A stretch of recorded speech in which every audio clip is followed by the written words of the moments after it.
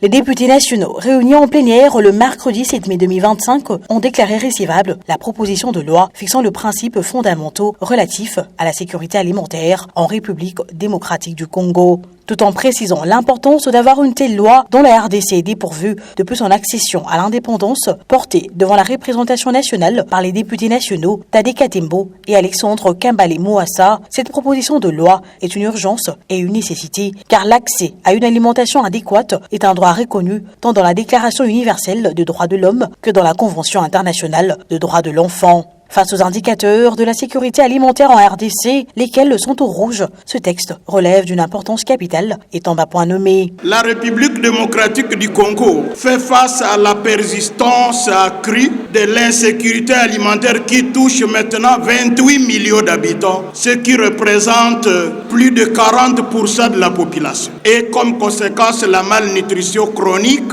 qui affecte les enfants de moins de 5 ans. Malheureusement, même certains aliments disponibles sur le marché ne répondent pas aux normes de qualité et d'innocuité. C'est l'exemple de tous ces colorants qui inondent le commerce sous forme de jus, avec grand risque d'affecter la santé de la population et particulièrement des enfants en âge scolaire. La présente proposition de loi, une fois adoptée, aura pour vocation d'impulser les mécanismes appropriés et innovants, la concrétisation progressive du droit à l'alimentation adéquate au profit de tout le Congolais, sans transformer ce droit à celui de distribuer la nourriture à la population, puisque droit à l'alimentation veut dire que chacun doit avoir le moyen de se procurer la nourriture, mais l'État doit faciliter ce droit. À noter que la proposition de loi fixant le principe fondamentaux relatif à la sécurité alimentaire montre les objectifs que le pays doit suivre et indique le cadre institutionnel de l'organisation de la sécurité alimentaire depuis le sommet de l'État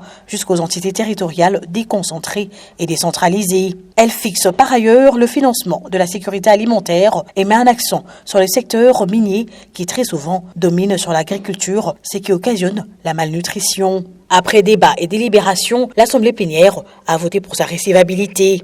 Au cours de cette même séance plénière, il a plu de motions d'information. Durant 3 heures, les députés nationaux ont abordé divers problèmes étroitement liés à leur circonscription électorale qui vont de la problématique des érosions au problème de cohabitation de population en passant par la problématique de 15 000 réfugiés sud-soudanais au nord de la RDC. Cette multiplicité de motions d'information, certains élus nationaux l'expliquent par le fait du refus de membres du gouvernement de répondre aux questions leur adressées par la représentation nationale.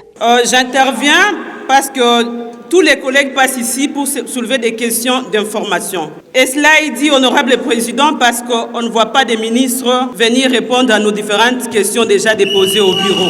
On se pose la question, honorable président, nous avons été élus pour 3 missions. La première mission de représenter les peuples, la deuxième mission de légiférer et la troisième mission de contrôler le gouvernement. Honorable président, nous avons besoin du contrôle du gouvernement. À cette affirmation, le speaker de la Chambre basse du Parlement, le professeur Vitel Kamere, a reconnu aux élus la légitimité de leurs revendications tout en confirmant pour ce jeudi 8 mai le début de plénière dédié au contrôle parlementaire.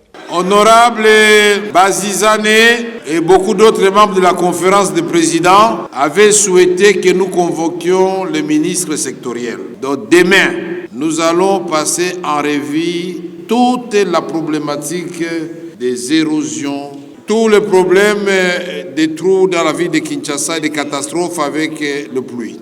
Les ministres de l'urbanisme habitat, le DG de l'OVD, d'autres autorités gouvernementales seront avec vous demain ici. Au bout du jour, la question des immunités des élus du peuple a une fois de plus été abordée. À ces sujets, le président de l'Assemblée nationale a expliqué que sa correspondance adressée au président de la Cour constitutionnelle n'avait nullement le but de transformer cela en pugilat entre les deux institutions, mais plutôt la recherche du respect de textes régissant la République.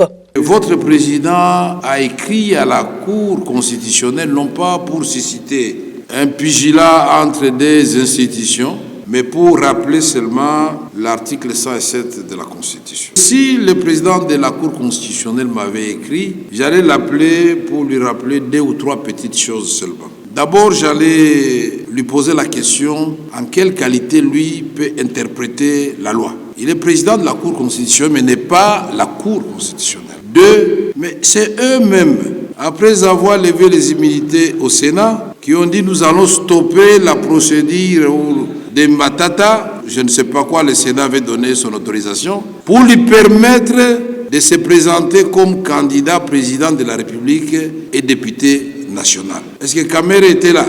Et s'il était élu président de la République, ils allaient faire quoi? C'est par un huis clos que s'est clôturée la séance plénière de ce jour.